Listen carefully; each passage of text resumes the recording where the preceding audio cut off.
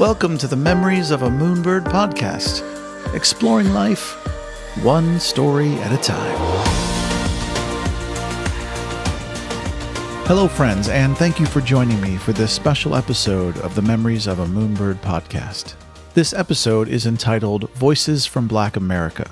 In light of recent events after the death of George Floyd and the international protest and awareness that it's created, I reached out to several people I know from the Black community and asked them if they'd like to join me for a conversation. I wanted to find out what it's really like for them, how they feel about these subjects, and most importantly, where we go from here. Today, you're going to hear from several wonderful people. A family of 3 women spanning 3 generations, Walexia, 74, the grandmother, Jennifer, 52, the mother, and Haley, 21, the daughter.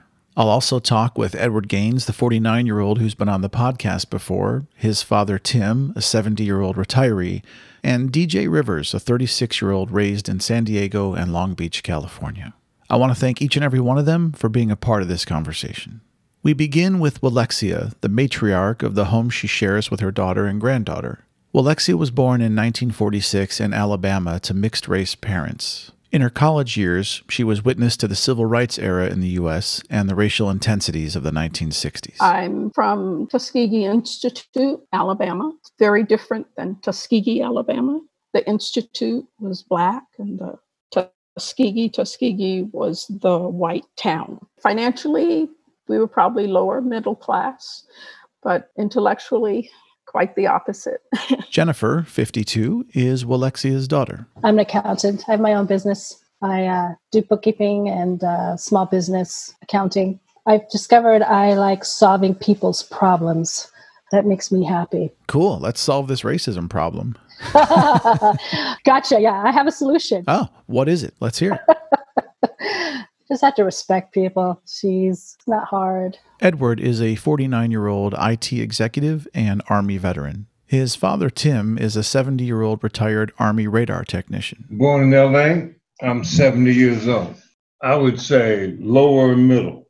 Grandfather was a minister, father owned bars. Similar to his, I stayed with my grandparents a lot. My grandmother raised me a lot. Very middle class, like in that way. Like, I didn't really know I was poor. Now, you mentioned being both poor and middle class. Obviously, I know you, but for the listeners, would you please explain what you mean and how that worked? I guess I thought I grew up middle class because I lived with my grandparents a lot.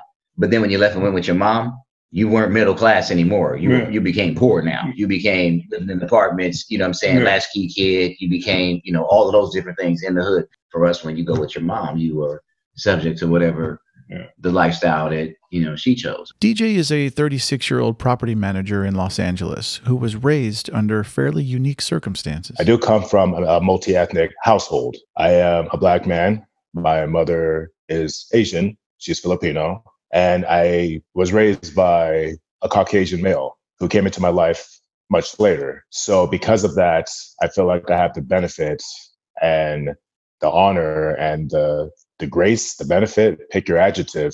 It's been a blessing. No matter what, it's been a blessing. Was it difficult for you having a white man as a father raising you in a Black community? 100% at times. As a kid, my dad would often get accused of, and mind you, this is years ago. It's not as unique now, but he's an older gentleman. He was a 1933 baby, rest in peace. And he was an older white guy. So him holding hands with a little colored child was like, what's that situation? Did you get kidnapped? And to be honest with you, as extreme as that sounds, it was very common that people questioned, what are you doing with that child? But my dad was very respected. That's just it. There was a lot of unifying aspects because he was a white man, because he was that good natured, because he was holding hands, walking side by side with a Black child, a colored child.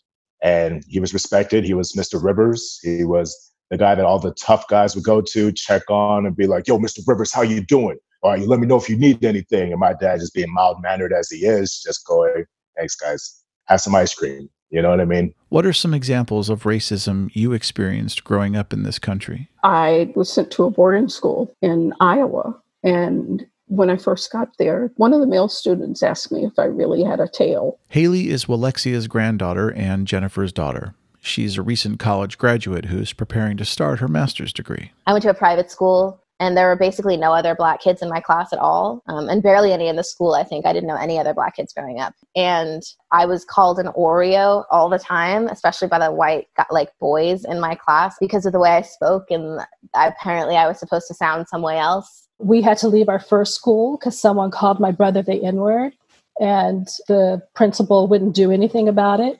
So the very next day, my mom just pulled us out of school and put us in another school. When I was in college, I worked at the ticket office. So someone would come to the window after I had helped them on the phone, and they're like, "Oh, you don't talk like you're Black." I was in New Orleans one time, and I was talking with a vendor, white guy. So he said, "You talk good. You're going to be okay." That's racism. I remember going to a movie in San Marcos. And leaving that movie theater, I got separated from my father and my aunt. And I was looking for them. I'm not even sure how that happened. It was something out of a movie, but I got separated. And I remember seeing these law enforcers. I remember looking at them at 17 and going, it'd be crazy if they were looking for me. And I swear, as soon as I thought that thought, they approached me and asked me to go with them. Out of everybody in that crowd. As soon as I stepped outside of that movie theater, immediately placed in handcuffs, didn't tell me why, to be questioned. What was the reason for handcuffing you in the first place? Somebody thought they saw me on America's Most Wanted, that I fit the description of somebody on the loose. And this is the messed up part, man. The description is like African-American male between the ages of 18 and 30, between the freaking heights of 5'8" to 6'2", and I'm over here yep, that's me to a T. You got me. And I'm over here at 17, hey, I just wanted to watch Shanghai Noon with Jackie Chan. It was a great movie. Several years ago, my friend Edward was kind enough to loan me his brand new pickup truck so I could move a couch that my mom was giving me. While unloading the couch by myself, I accidentally shattered the back window of the truck. There was glass everywhere and the window was completely gone. I called him and told him what had happened, that I'd already made an appointment with an auto glass company to come fix it the following day, and I apologized about 1,000 times. We had a good-natured laugh about it, and then I drove the truck around that afternoon to run some errands with no incident. He called me later to tell me that he needed to come pick the truck up to run some errands himself, but that he'd drop it back off the next day for the repair. On his way home from my house, he was pulled over twice by the police. The second time, the officers approached him with guns drawn and yelled at him to get out of the vehicle slowly. When I have to get out of my car with my hands up, I have to lay down in the middle of Devonshire, right, on the street, and lay down. The police came over, knees and shit in my back, the same thing, quickly, cuff me, then pick me up, walk me over to the curb, start asking me whose truck it was, how did I break my window, right? I'm starting to ask, why did you pull me over? What seems to be the problem? I'm trying to explain, I let my friend Daniel my truck, it broke, it was a couch, I'm trying to explain. I'm sitting over there like this. The whole thing might have took 15, 20 minutes. And all of a sudden, motherfucker stand me up, uncuff me, hands me back all of my paperwork. My truck's disheveled from all the shit that they moved around. Mm-hmm. And to be honest with you, that experience that happened to me so many times in my life, I was happy just to be fucking going home. I didn't even want no badge numbers. All I wanted to do was dust myself off, get in my fucking truck, and drive home and forget this shit happened. Again.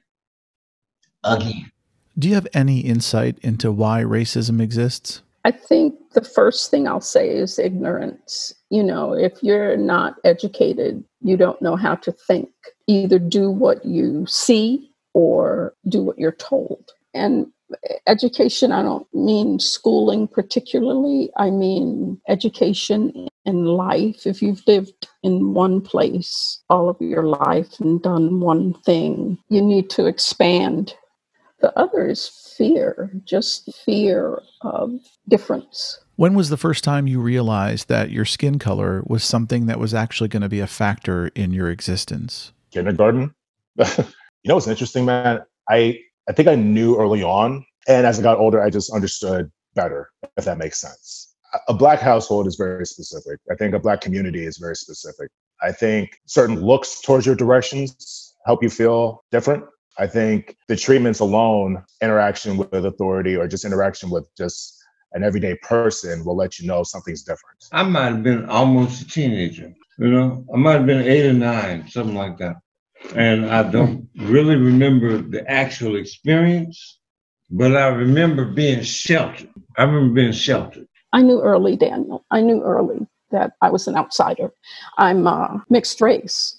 So I caught hell from both sides. When we moved to Atlanta, I was going into fourth grade and I was chased home and kids threw rocks. I mean, it was a Black elementary school and they didn't even know me. I was new at the school and this is how I was greeted. You know, that stuff stays with you. I think I remember more about my hair being different. I just remember being mad that my hair was my hair. And it took me a long time to come to terms with it. Being brown for me, it was just something that I could not change. The fact that I was a person of color really did a more number on me when I went to college because it was still diverse, but it seemed like it was tough to make friends because I was like in the middle once again, right? So, you know, it's terrible. It's like a reverse racism. Even like in high school, when the kids that were bussed in wouldn't talk to me because I wasn't Black enough, and then people who were supposed to be my friends were like, "Oh, you're an Oreo. You know, you're white. You're really white on the inside and dark on the outside." It's like, okay. I don't know what that has to do with us being friends, but, you know, you kind of get stuck in the middle. So by the time I got to college, it became kind of like this weird no man's land to find friends. So I think that was the first time where I was like, whoa, this is more of an issue than I thought it was going to be. I remember one time being at a pool. I remember them telling us when we got there that we couldn't get in the pool yet because the team was still practicing. And it was me and my little friends from the neighborhood. And we're very mixed crowd. It wasn't just Blacks. It was like Blacks, Latino, even one little Caucasian guy was with us. But it was a group, like a, you know, stand by me type of kind of ragtag group. But then these other kids came in with their mom and like, you know, and they came prepared to go to the swimming pool. And it's an event that they have and they had all the right stuff, and, you know, and they came in and they let them get right in the pool. And I remember going home and telling my grandmother, Bama, and her telling me racist stories, like sometimes that's gonna happen, baby, because, and we don't know why that they did it to you, you know what I'm saying? But you know, that sometimes people are ignorant and sometimes you just have to be the bigger person. And, you know, and that was the start of that. And that was my start of saying, you know, why would people not like me just because of who I am? You know what I mean? Because don't even know me. I'm a nice little kid, you know what I mean? I mean, it's been apparent to me my whole life. I grew up in a place where there are lots of cops and lots of white old people and lots of blue collar people. So, I mean, I've always known that I was different since I was a child. I don't know exactly when I realized that I was like, oh, I'm Black and that makes me different. But I think that because of the way I was raised, I was always made like aware of that. Because, like I said before, because of the place I grew up, I was always different. So I was always aware of that, and it caused me a lot of like residual like anxiety and this constant feeling of like inferiority a lot of times when I felt like I couldn't relate to my friends that I had in school. So yeah, it's something that I've been aware of since I was really young. One of the reasons I wanted to record this episode is because when all of this stuff started to happen recently, Jolene asked me a very simple question. Would you be willing to switch places with Black people today? It was a painful and somewhat shameful realization of my own white privilege and the reality of the lives of all minorities in this country when I looked at her and just said, no. I doubt they would. I doubt they would. No, they wouldn't. I doubt it. Honestly, Daniel, I think you need to ask the question that you need to ask Black people is, what is the conversation that Black men have to have with their children, with their sons and their daughters? Okay. For me, it's predominantly been my son because I have a son. So what conversation did I have to have with him? And the thing I have to tell them about being Black in America when you're young is specifically about being safe. And it's specifically about interacting with the police. It's specifically about, knowing you can't do the same things that other kids can do. You know what I mean? So like white kids can, maybe they can throw something off the bridge. But if you throw something off the bridge, you go to jail. You know what I'm saying? You don't pass go. You know what I mean? The sentence is way harsher. You're going to get in a different kind of trouble than they're going to get into. It's not the same. And so you have to understand that right off. But in a sense, I'm almost doing the same thing that I try not to do by making them feel inferior. But the way in which I do it is tell them, because of these things, that's why you're faster. That's why you're stronger. That's why you're smarter. That's why you're this. You know what I'm saying? And I try to flip the platform to make it empowering. But the most important thing I give them from that is probably the one about the interaction with the police, because as a Black man, you are going to get pulled over. You are going to interact with the police. It is inevitable. It's not a question of when, of if, it's a question of when. So when that does happen, I want you to make sure you don't make sudden movements. I want you to listen to their commands. I want you to be respectful when you speak to them. I want, all those different things because I want you to come home. What does it mean for you to be Black in America today? I don't know if it means one thing. It means that your life is more difficult from the jump, no matter where you grow up. It means that everything is built not to work for you. And it means that you have to be tough.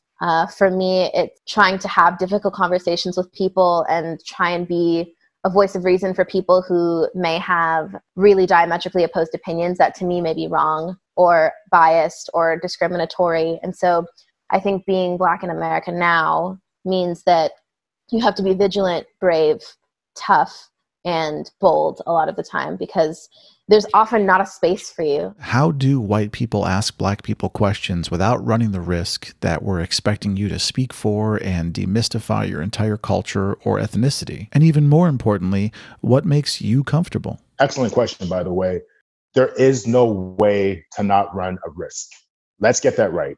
One thing I've loved seeing recently is non-Black people sharing, hey, I'm not your skin color, but I feel for you. I am not Black, but I'm here to listen. So the fear comes from awareness, I feel like. But just knowing that there is the possibility of saying something wrong is a mindfulness. Now, obviously, read your audience. If they don't want to talk about it, don't press it. If a Black person responded to you like, I'd rather not talk about it, and you respected that, this person just asked you to do something and you respected it, you just gave them something. The most important thing, if you're asking those questions, is to be sure you're speaking with a person who wants to converse. The key is to be honest, because if you want to have this conversation about how we all can lift ourselves up, I assume that both of you are understanding that we come from different places.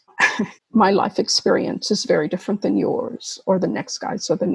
So there's no way that you can honestly think that we have the same thought processes because our life experiences have all been different. So to be honest about that is key. It's just key, and that's respect. Personally, I don't want to be the spokesperson for all Black folks because I don't represent all Black people. You know what I mean? Just like you don't represent every Jewish man, right? Oh, maybe I should, though. I could stand there with a bagel in one hand and a dreidel in the other and wearing a yarmulke. That would be awesome. I guess if I didn't have to be like the voice, you know what I mean? If they were genuinely curious, then I don't mind the questions. I encourage people not, cower in discomfort because discomfort's just an excuse to not want to educate yourself. If you're like, oh, I'm uncomfortable, so I'm going to do nothing. I would rather you ask me a question that may be uncomfortable so I can address the ways in which it may be offensive or maybe construed as offensive or why it makes you uncomfortable. Because then if you don't ever ask questions to anyone, then you learn nothing. I say it's worth it to ask a Black person in your life who you feel comfortable asking, or at least another white person who can connect you to someone who is safe to speak to. But I would say never use silence as as a safe haven. We are no longer allowed to be complacent as a people, but especially white people. We can't change it. You guys got to change it. So there's going to be some change. It's going to happen from you guys. My friend Edward was kind enough to make me aware of a website that people can go to called uncomfortableconvos.com, CONVOS. You can also search Uncomfortable Conversations with a Black Man on YouTube. It's a series of great videos hosted by Emmanuel Acho, ACHO, discussing some of these very things, so check it out. Now, Haley, as the youngest person on the podcast and an aspiring singer-songwriter, I was curious if you feel an obligation to educate the world about Black stereotypes. With my art and my words and my actions, I've always wanted to sort of like provide a space for people who talk like me or come from, you know, places like Southern California where there are like a lot of suburban white neighborhoods like the one I grew up in, that they don't have to adhere to any idea of Black or any other idea of minority that other people may have about them. I mean, like, there's no one way to be anything. I would hope that if I attain the level of success and platform that I hope to attain as I move forward in my career, that other, especially young girls, feel like they don't have to change themselves or edit themselves to be this idea of a stereotype that people have, which is really hard to work around sometimes when you go into spaces and people expect you to be something that you're not. Edward, I'd like to take a moment to say that you saw combat in Panama, Bosnia, and the Gulf. You've lost close friends to war, seen some of the worst things that humanity can do, and risked your life so that all the people of this country can be free. I mean, I am free to record this podcast episode today because of brave men and women like you throughout history. So after all of the sacrifices you've made, do you feel that you're on equal footing today as a Black man in America? Good one.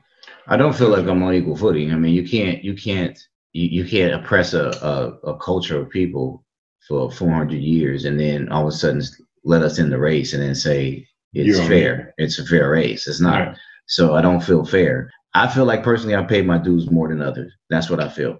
And for most people, I'm more patriotic than they are. The country has faults. You know what I'm saying? It's done all kinds of things. I feel cheated in a lot of times, but I also feel resilient. My grandmother used to say that you got to play the game in the uniform that you dealt, right? And so, I've always looked at my Blackness as empowering. You know what I'm saying? And I'm not just Black. I mean, I'm Filipino, I'm Chinese, you know what I'm saying? I'm Native American Indian, so I'm not just Black. So, but all of those cultures have been oppressed by Caucasians. So what you have to realize is this, is the vast majority of people aren't bad people. When I say stuff like Caucasians, you know what I'm saying? I hate to use generalities and general words because I don't believe that all Caucasians are racist or in any way. I think they're just people like other people. Yeah. But I think historically, you know, just through circumstances in life and through things, they've been able to position themselves in positions of power. So hopefully moving to a point where things can start to get more equitable and for all. When it comes to racism, do you think you've seen progress in your lifetime? I guess yes and no. No, because here we are fighting for a man's life to mean something. But we have been able to be educated and prosper, but it still prevails, you know, the desire to not have us educated and prosper. I mean, it's still very strong. I'm going to say yes, mainly because right now our eyes have been open so people understand the path that people of color have to go through. I just think of my mom's struggles, and I feel like I'm going to call it rhetoric, because many times we would call them speeches to me and my brother about, you know, the struggle. And we would go, "Oh, Mom, that doesn't happen now. You don't have to worry about that." Well, that stuff was still going on, or it was just more covert. So we had better opportunities, but the ways that were keeping us from like purchasing homes or getting jobs were still in place, just a little bit tougher to see. So I think we've made baby steps, I guess. Oh, 100%. I'm living proof of progress. The fact that I was raised by a white man is living testament to progress, man. I am living proof. I was able to call this man my father, and I'm proud of it. As I got older, the dynamic changed where I became a grown Black man with this older white dude. And it was almost like, what's this Black man doing with this white guy? Is he like his caretaker or whatever? I was proud to call this man my father. I think it's a hard question to answer with a yes or no. The visibility of racism is more apparent to people with the advent of social media, with the advent of cameras, and with the advent of being able to regulate and check the news all the time. The 24-hour news cycle has like completely changed the way that we think about issues in the world. I think that racism has become something that is less and less acceptable as time goes on. because now not only do white people they're having an awakening, I think, in America about what their role is in dismantling the systems that oppress people, Black people in America. But also, I think that this may sound strange, but it's just not trendy to be racist anymore in America. I mean, in the 50s and the 40s and every other time before, you know, the uprisings that have historically happened in the United States in the late 60s, and now there was a cultural shift, especially involving young people, toward dismantling racism and dismantling racist systems. And so I think that it's advantageous that our culture is now moving toward a place where racism is no longer an acceptable behavior for people. So I think that also helps as well. How do we improve the lives of Black people and minorities in this country? First thing I would say is education. Every minority should be able to go to school or pursue a profession that they want. And the other thing is, and this is my father, because he would always talk about the conversation. The conversation has to continue. The race conversation has to continue, or we won't move forward. Housing, so they need homes. And when I say housing, I mean they need a path to home ownership, or they in an easier path than normal people. Okay, they need education, and education should be free for them. If it were up to me, I would put computers and teach programming at every rec center, at every church, at every place I could think of. I'd be teaching them programming, because I think if they could program, if Black people could program, they would be an intricate part of the future. And then I'd work on obviously community issues, like obviously policing, sanitation, cleanliness, drugs. You got to eliminate drugs from as much as you possibly can from the community, and you have to actually start policing the drugs as opposed to policing the people. I think people should be offered availability to enhance their talents.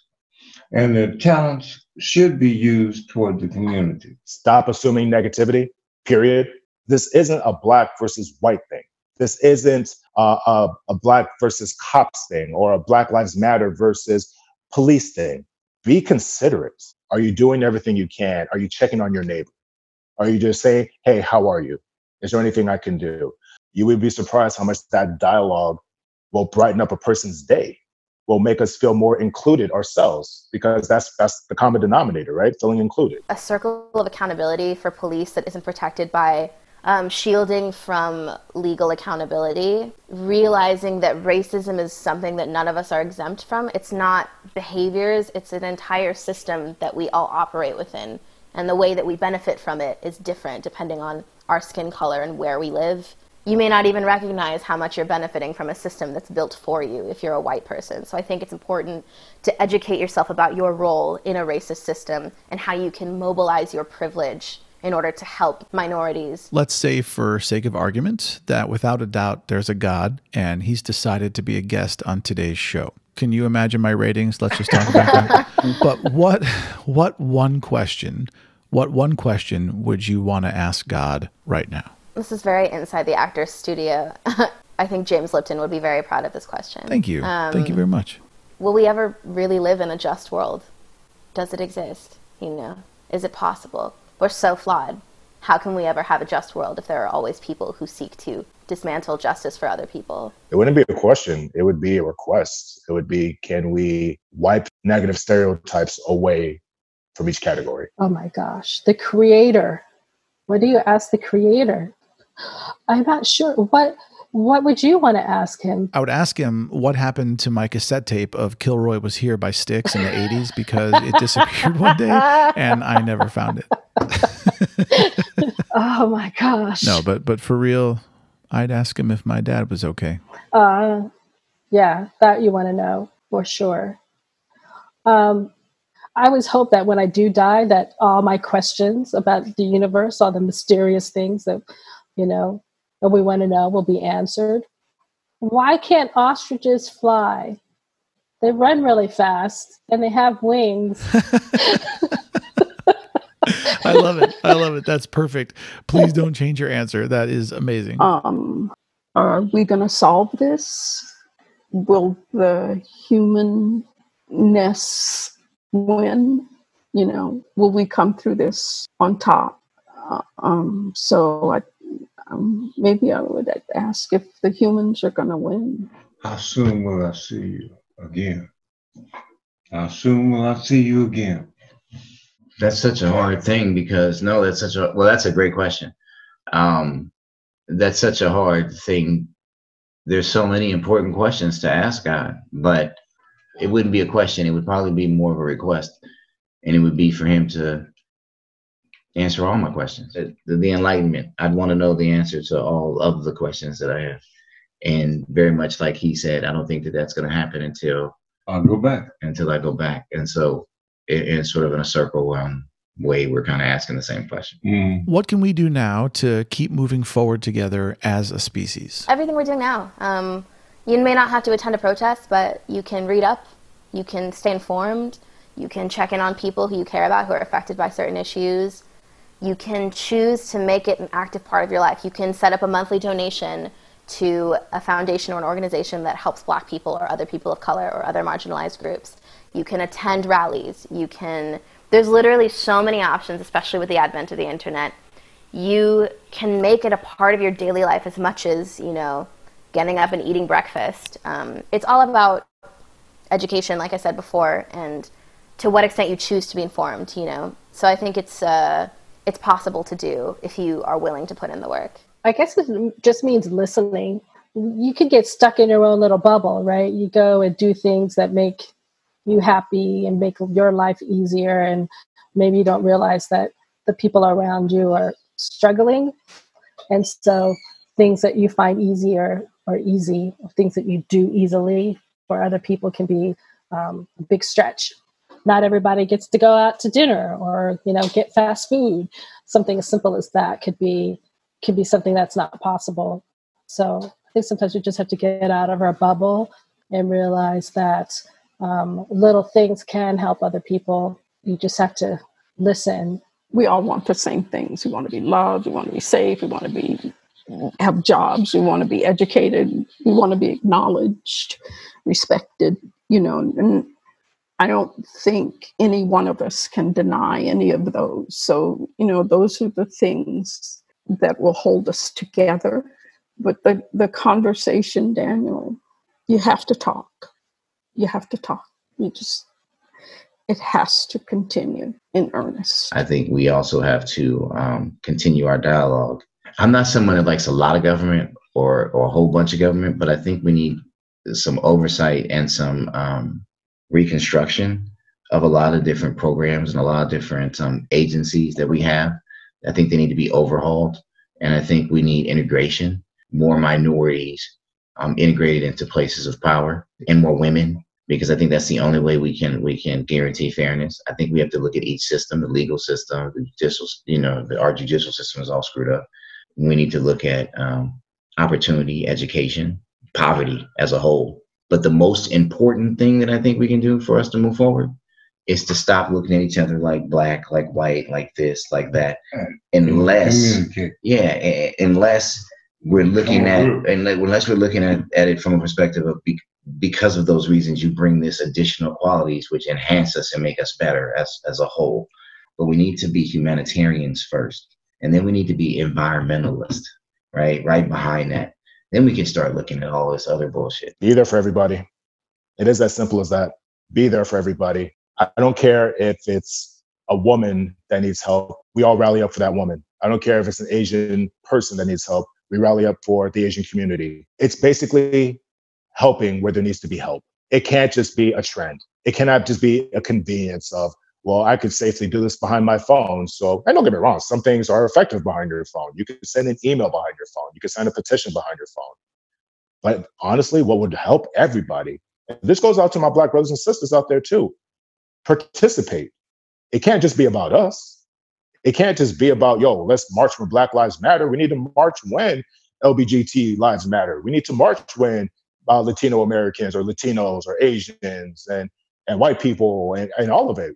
Stay diligent and be mindful of the goal. If there is a silver lining with everything that's happening, is you are seeing unification on a degree that's unprecedented. You know what I'm saying? You're seeing people just saying like, this is wrong. People hugging and embracing just to simply say, I understand, or I'm here. So be there for each other, man.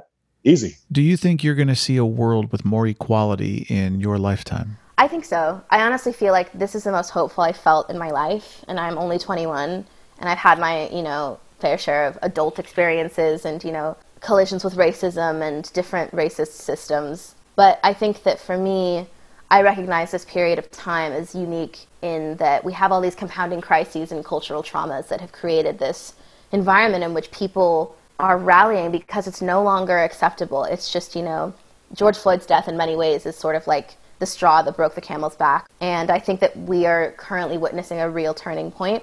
But what really matters is what we do afterward, what happens when the protests stop. We need to continue the momentum, and we have to continue to hold those in power accountable. How do you feel overall about the future? The future is the present tomorrow.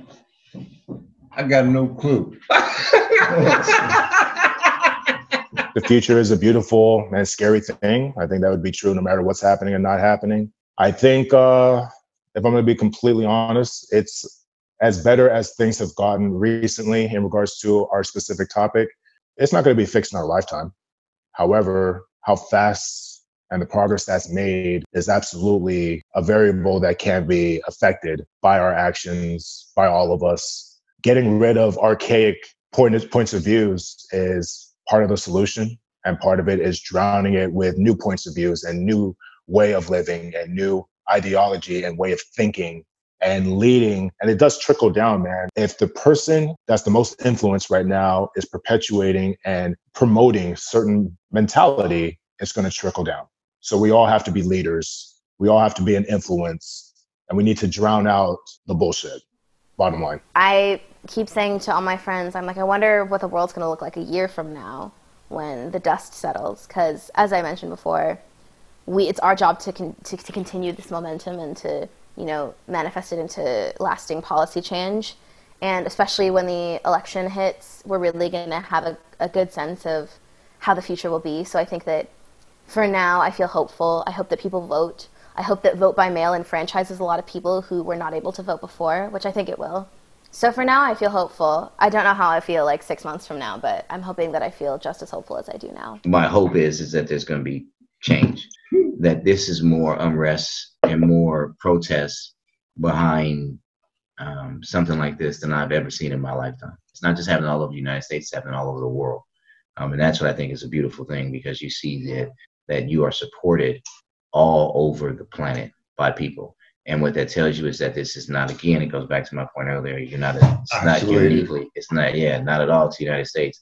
But I am hopeful that with all of this dialogue and all this stuff going on, that there's going to be some distinctive change. I think whenever there's something that traumatically happens to a country, we kind of go through a healing process. And I think that Donald Trump and then the pandemic and then now this is going to be something that the country has to heal from. And so I actually think we're going to go through a period of very strong leadership coming together and making programs and making change and reform. And I think that that's actually going to really happen. So I am hopeful about that part of the future. But the historic sense that I have about history and about my experiences and what I know about our culture in America, I don't think that it's going to be enough. I don't think it's going to go far enough. I don't think we're going to get to equality anytime really soon. But I think we're going to take a step in that direction. I'm always hopeful about the future. Like, we never saw COVID coming. The future holds great things and supremely weird things. Who would have thought COVID would would bring to the forefront once again the fight that minorities have been waging from the moment that we were brought to this continent. I was raised with the belief that there's that of God in every man. So, that's with me all the time, that even though it gets ugly and dark, that there's that inkling in every person. My faith tells me to hold, that we're all human. And that little spark of God that's in each of us is going to win out. Even though progress and change don't often come as fast as we'd all like, I am still incredibly hopeful about the future.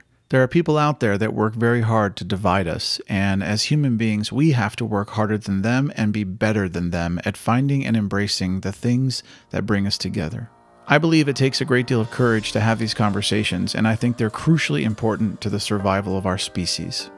So I'd like to thank each and every one of my guests today for not only just being awesome people, but for their kindness, bravery, and willingness to speak with me. If there's only one thing that you take from today's episode, please let it be what Alexia said, that the conversation must continue in earnest.